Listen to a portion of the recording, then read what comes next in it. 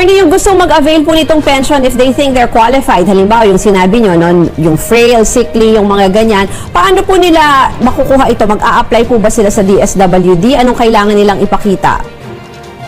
Well, the usual in the past is nag-a-apply sa DSWD through the LGUs, tapos sinasubmit ng LGUs papuntang DSWD at ina-approve ng DSWD. Ngunit under the new IRR, ang isang requirement natin sa mga LGUs is monthly gagawa sila ng updates kung sino-sino ang qualified at sino-sino ang nag-a-apply dahil siyempre alam natin na may deserving na magbi-birthday at talagang frail and sickly and walang support.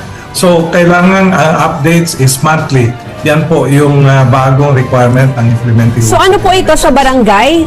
Gusto ko lang humalaman kung ikaw ay senior citizen, saan ka pupunta? First step, diretso, saan ang punta mo po, attorney? Para makakuha nito. Well, actually, ang LGU from this contemplation is taken to be the May listahan na. municipality or the city, no? But since the barangay is very supportive, kaya yung ibang mga seniors na nanghihingi ng suporta ay dumadaan sa barangay bago ito isasalang sa OSCA ng local government unit. Huli na lang, attorney, mabilis lang. Marshall Paringit sa ating Facebook Live, 82 years old na yung biyanan, nag-file daw sila sa OSCA pero waiting list pa rin. May approval po ba yan? Matagal po ba ang approval niyan para makasama ka?